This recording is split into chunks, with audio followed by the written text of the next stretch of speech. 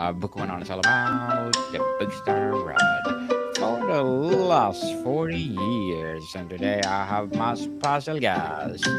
She is the founder and chief marketing officer, and of course, a podcast host too, no other than Miss Sheila Butler. Hello. It's so nice to see you. Welcome to Book 101, Miss Sheila, and can you please introduce more about yourself?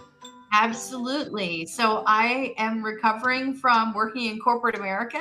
I'm an entrepreneur now with the Avengers Assemble business model to where I bring in great talent to join Butler Marketing Group for whatever my client needs are. I focus on branding, loyalty, marketing strategy, partnership marketing, and part-time chief marketing officer work. I'm so excited to be on the show today and talk about one of the books that guided me in the past more than 20 years, I would say. It's called Building Strong Brands.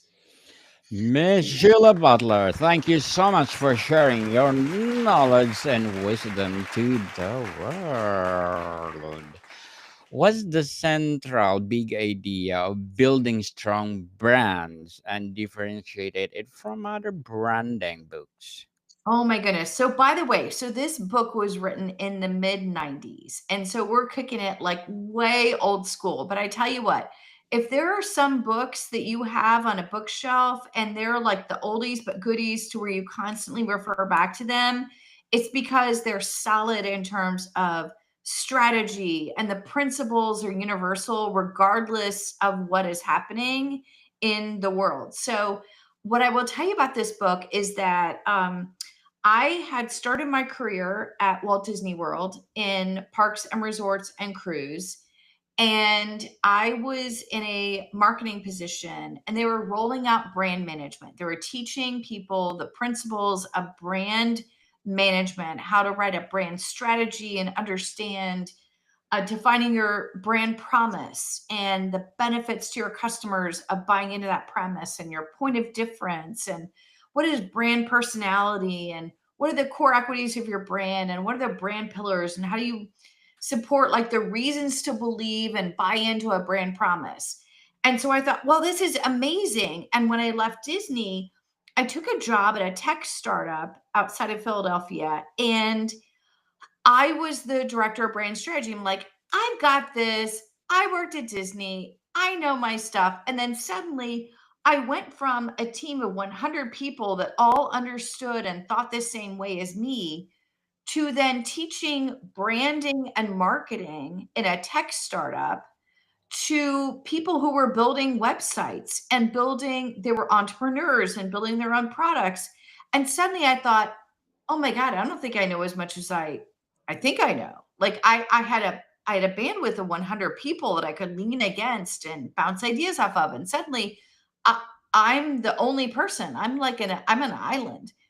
And I discovered this book. I stumbled on this book by David Acker, Building Strong Brands, and it was my go-to resource for everything that I learned the foundation of at Disney, but really then the nuts and bolts of how do you define your target audience and their personas and your ideal customer and how do you speak to them in a way? How do you define marketing uh, your marketing pillars, your brand pillars that describe your brand, and how do you differentiate your brand, and how do you define your point of difference within your competitive set.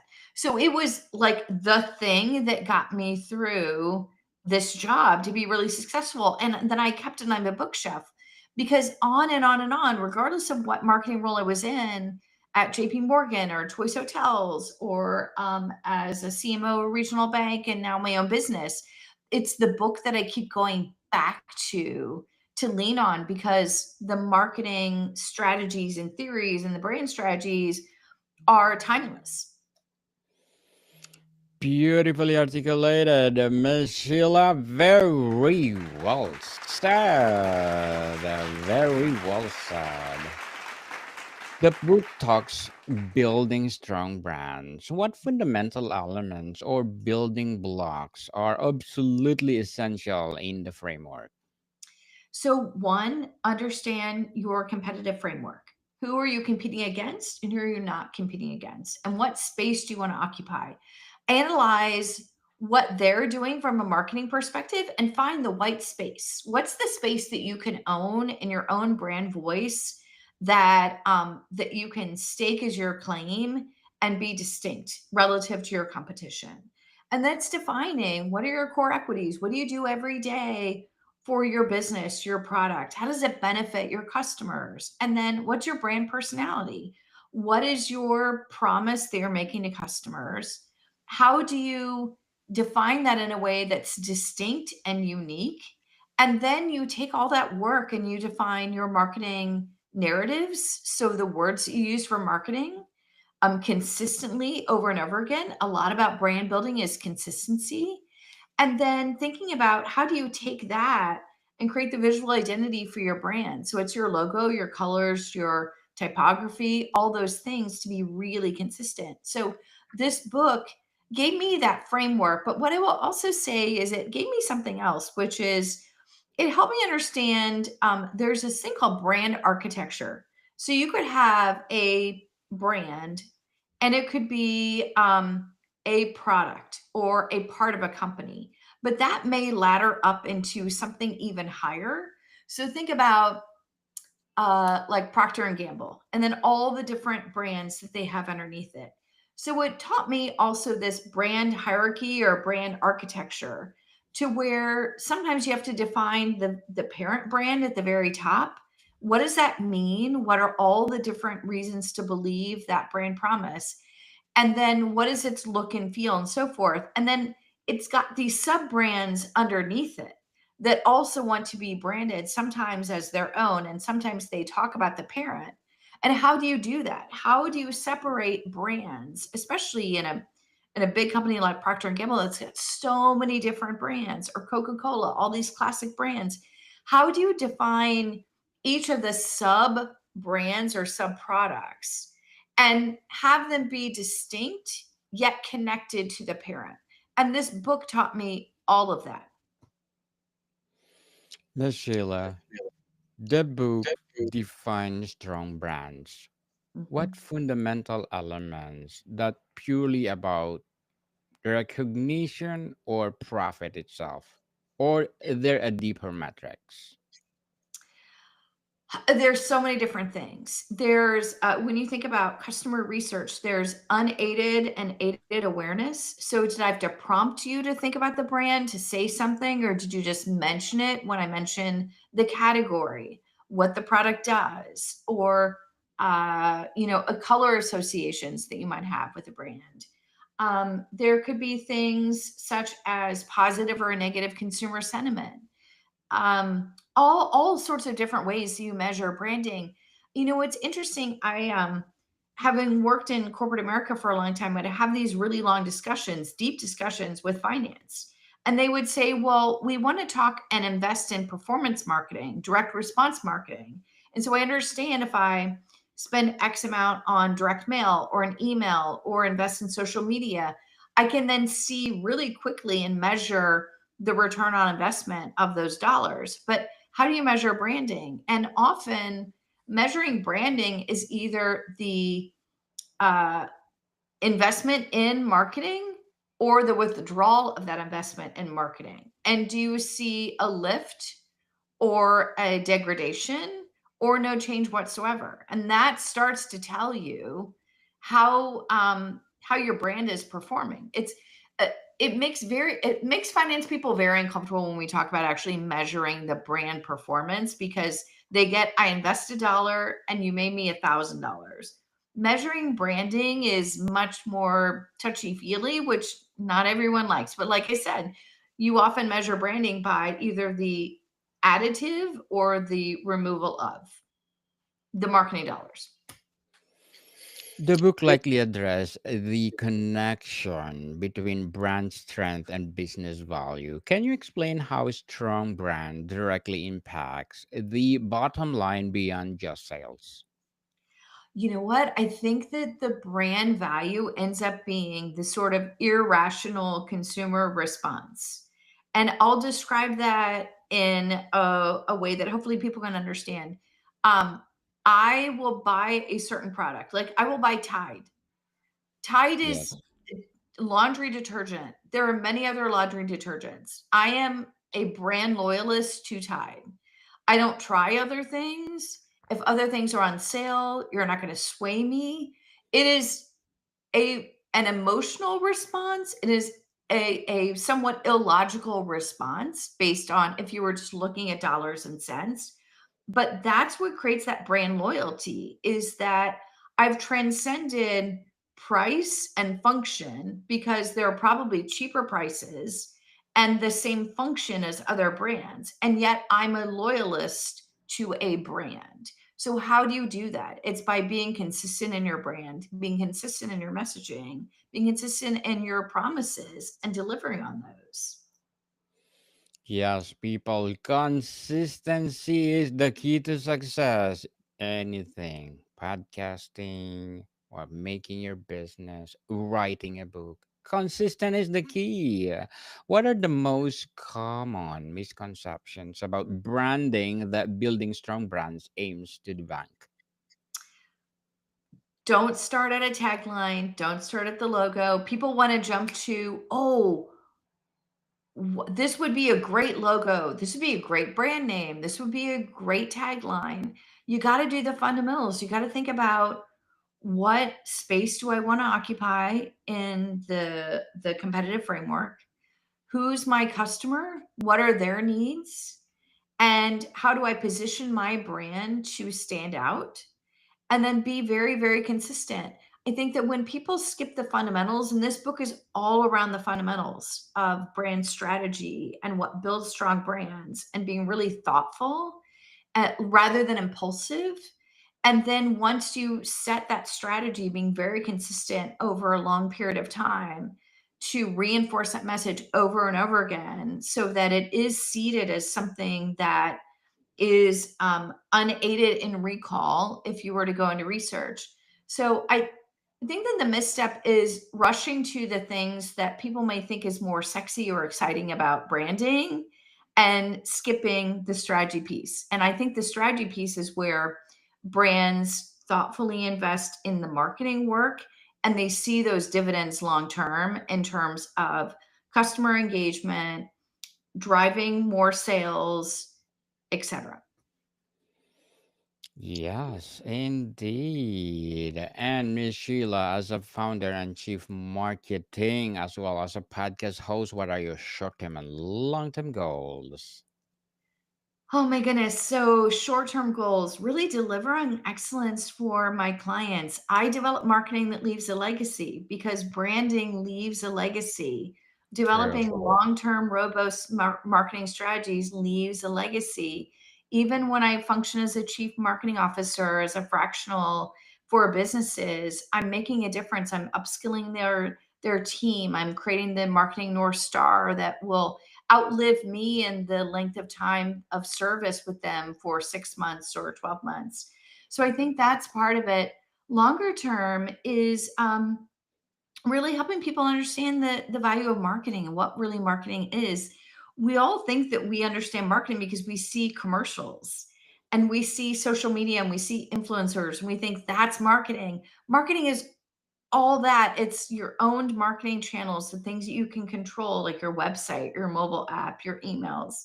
It's the earned media, like social media and press releases and podcasting, etc. And it's even paid media when you decide to invest some marketing dollars against the things that you're doing to boost exposure. So, all that.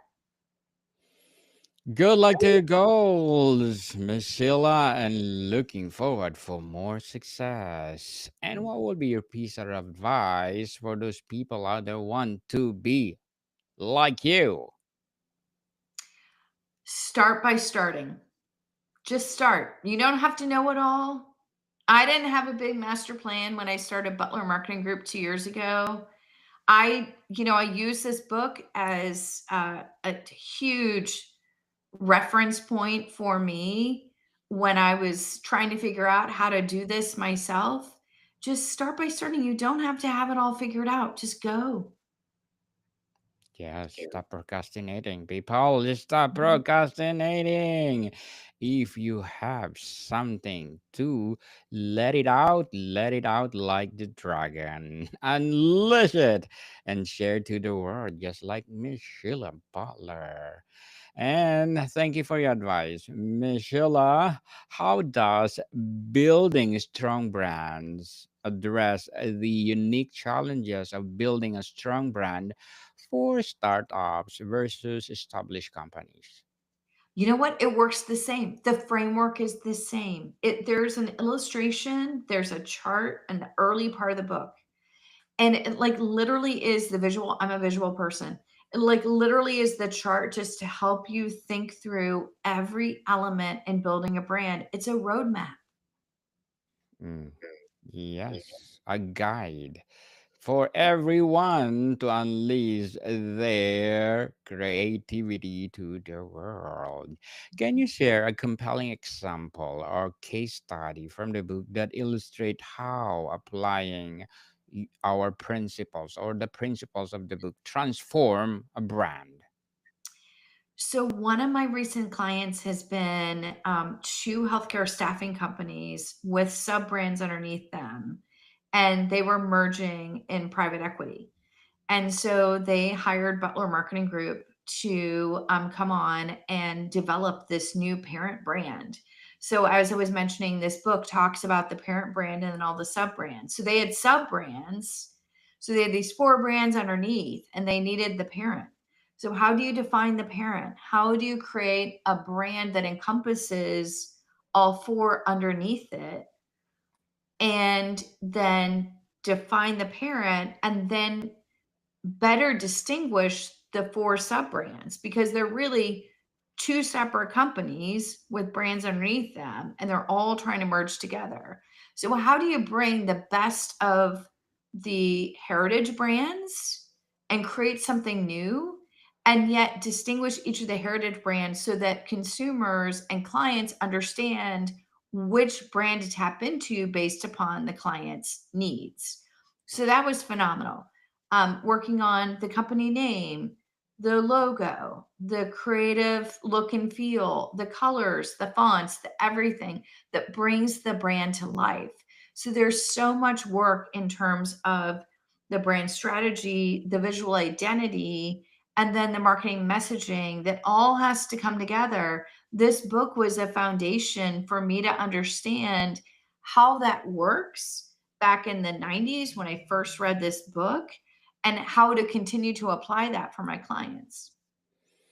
Well, thank you again, Miss Sheila, for sharing to us. Was there a particularly controversial or challenging viewpoint on branding that you advocate for in the book? Yes. So, you know what? Here's the thing there's a sort of storming and norming that happens within the branding process because you have to create alignment within an organization. What are we and what are we not? What do we want to stand for? What is our personality? What is our promise? And a lot of times, so I have this proprietary branding process that I created over 20 years ago, and it works for nonprofits, for companies, for products, for individuals, for personal branding. And at the end of the day, when you make a decision around branding, it sets the foundation. It's like laying a brick. And so I decide on my core equities and what benefits those bring to my clients or customers. I lay the brick and then it sets. And then I build on top of that. Now, my brand personality, my core identity, which is like the brand pillars, my brand promise. You set it and then it's set in stone for like a good 3 years or so.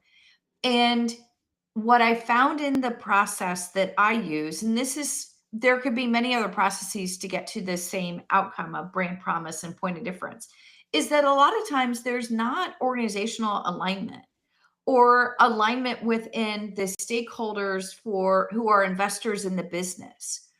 Sometimes even the founder, if I'm just working with a founder, they're not super crystal clear, and sometimes making a decision that's somewhat permanent, i.e., like 3 years permanent, is very uncomfortable for people. But you got to set it, because the point of branding is to come out with messaging that you can be consistent and see that messaging over and over and over again, so that someone understands, what do you stand for?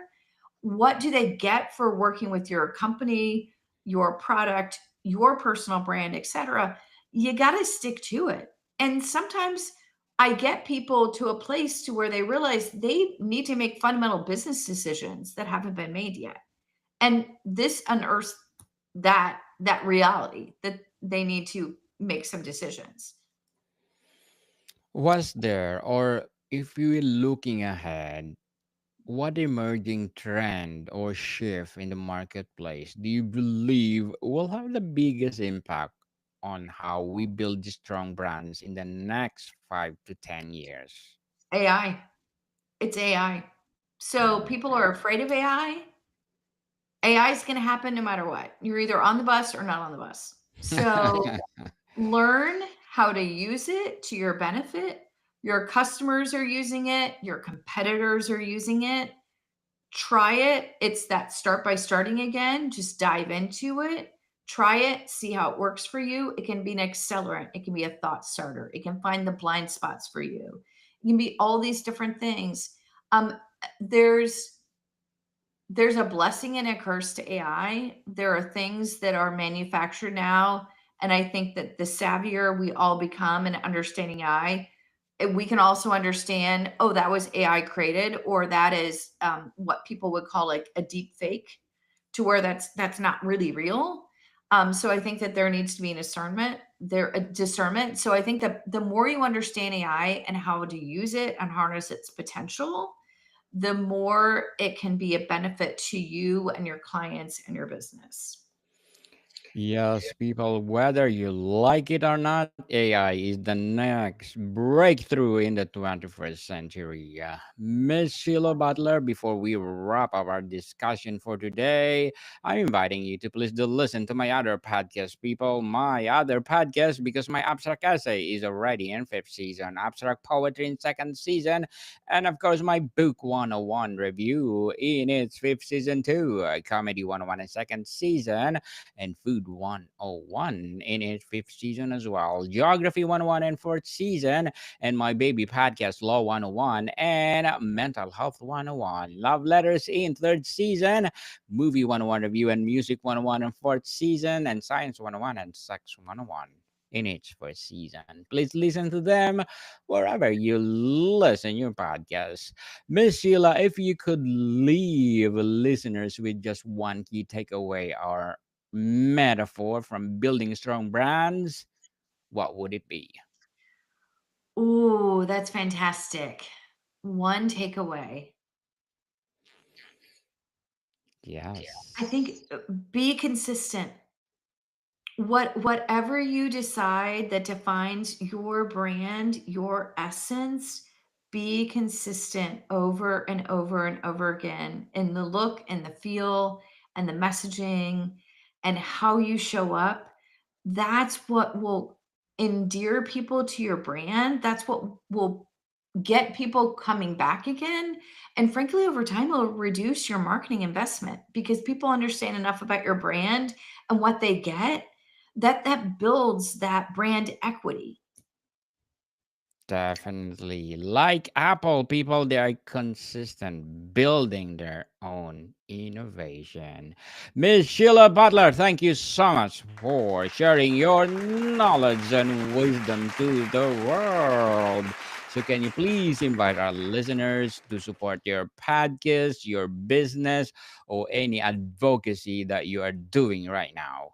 Absolutely. So they can come to butlermg.com. So stands for Butler Marketing Group. So butlermg.com. They can see services around CMO on Tap. They can learn about my Marketing Over Bourbon podcast and YouTube show. They can find me on LinkedIn, Sheila Butler.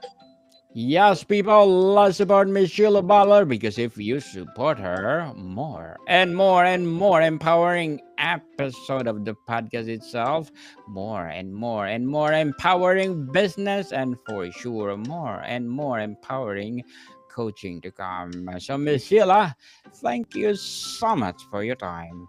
Thank you. It was so great. Thank you. Great to be on your show. It's a privilege. More to come, people. See you soon.